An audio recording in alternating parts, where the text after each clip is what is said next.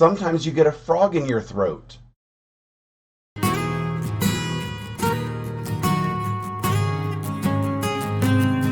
And sometimes it's a cat hair.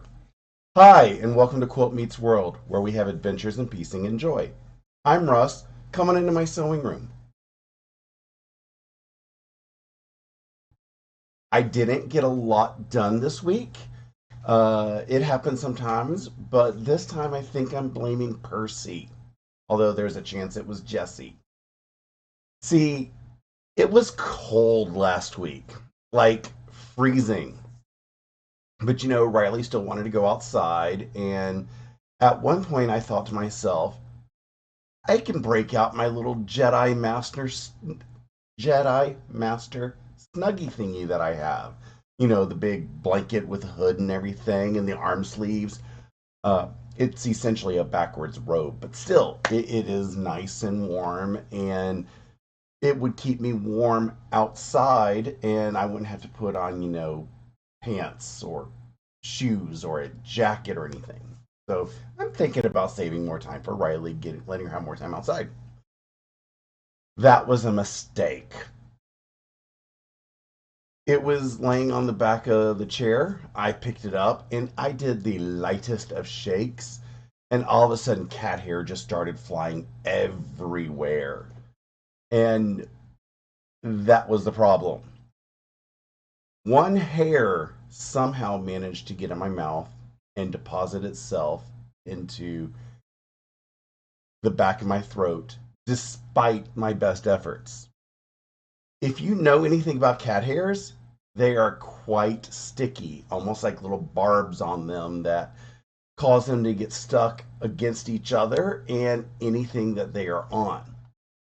Because I'm sure if you have a cat, you've probably seen little bunches of hair after you've washed sheets that they like to lay on for a little bit. That's because the cat hairs just like to knot each other on anything. Anyway, when a cat hair gets stuck in your mouth, it's worse than, shall we say, certain human hairs that might get stuck there. Not that I know anything about that. And it's worse because the cat hairs don't want to move because they are, stuck like that. It was horrible. I developed a cough, and my body trying to expunge it just caused the cough to be more and more and more.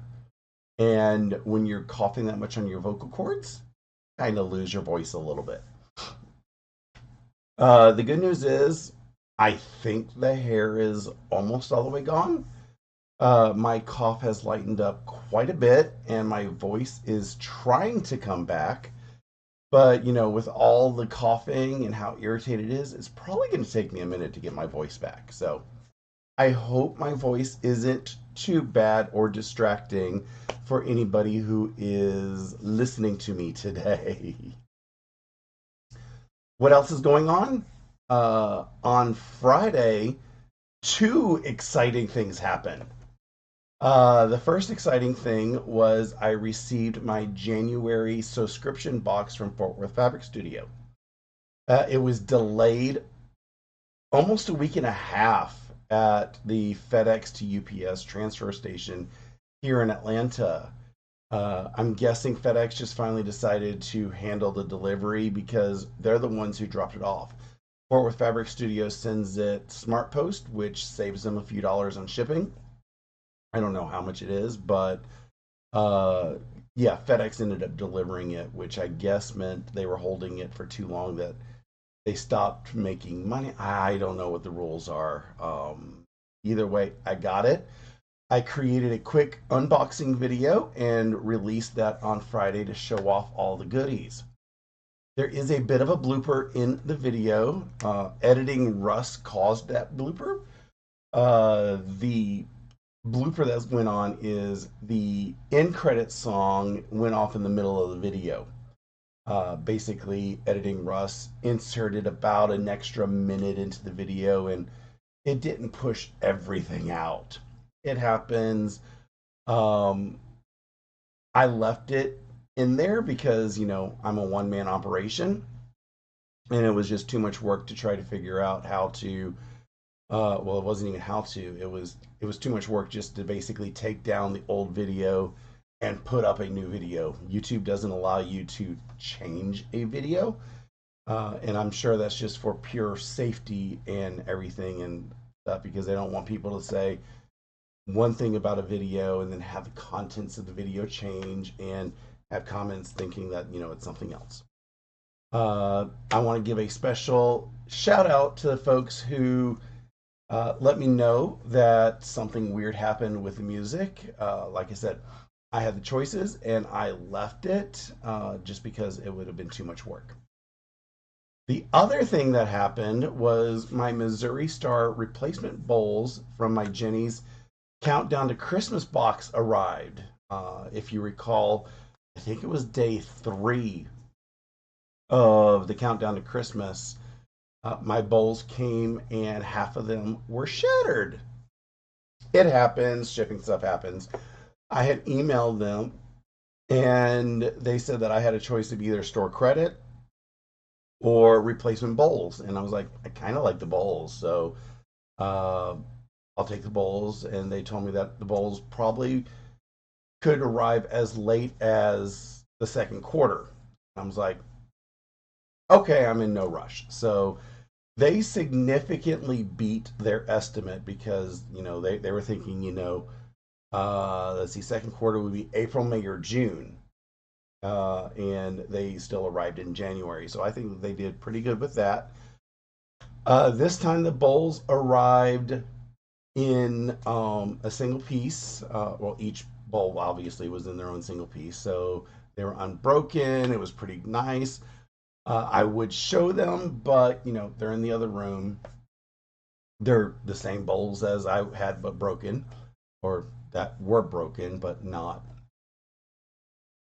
It's going to be just me figuring out where I'm going to, put the bowls and everything because they need to find a home. Saturday on my 11Zs, I finished up the quilt top for the Fort Worth Fabric Studio Winter's Night Sew Along. The table or bed runner, whichever you want to call it, came out gorgeous. And the great thing about Fort Worth Fabric Studio projects is how quickly they tend to come together. I excuse me. I can't wait to see what they come up with next for quilts sew along projects for us. Sunday, I was joined by my friend Julie as we sewed up the Kona 2025 block of the month. It was the first block. I am doing this through my local quilt shop, but they don't have any more openings. It's a local um, program that they do, so you would have had to have been local here anyway to have joined in. There are still shops out there that are selling kits if you want to join in. Each month is a different pattern and different color palette where we get to use all of the shades that Kona has for an awesome quilt. The kits out there are either with a white background or a black background, but because I'm doing it through my local quilt shop, I had the opportunity to pick my own background, which you could still do if you buy any of the kits. You're just paying for that extra fabric. The blocks are 18 inches finished, and this month we used greens, and yeah, it came out really awesome. So if you want to join us, there are kits, like I said, available out on the internets. They're an easy hunt to find something. But yeah, it's been a fairly quiet week, and sometimes we need them.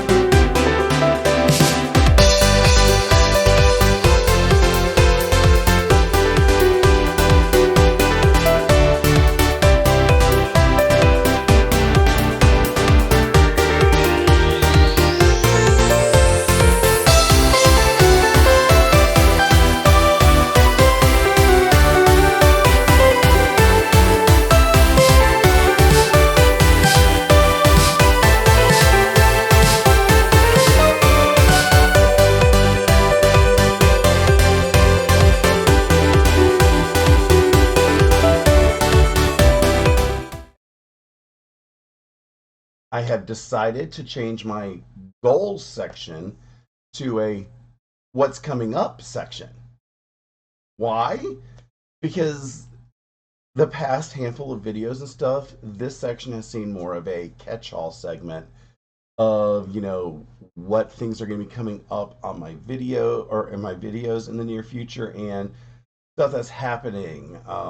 And sure, some of them are goals related because, I'm still working on things, but at least this way it helps identify the segment as, a single theme instead of people like, well, you working on Saturday Sampler shouldn't really be a goal. Nobody said that. Don't try to accuse anybody of that. Anyway, this Saturday for my 11sies, I am planning on working on the next Saturday Sampler block with my local quilt shop. This block is called a double weave is what they're calling it. I've also seen it called like a ribbon star and things like that, which I have done that in the past. It's going to be a fairly simple block. So come join me on Saturday as we just sew along and work on things. Um, Other than that, this week I am still planning on finishing up the graduation quilts.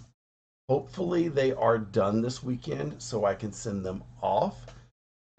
It's just, trying to get my mind into the game and convince myself to finish them off. It's that whole, I know they're almost done. I just need to convince myself that um, just getting it past the finish line. Sometimes just um, the actual finish of it, even though it's a great weight off of you, it just feels so far, even though it's so close. Anywho, I think that is going to be about it for today. I hope you were entertained a little bit with my weekly shenanigans. If you wouldn't mind doing the things that make the YouTube algorithm happy, that would be awesome.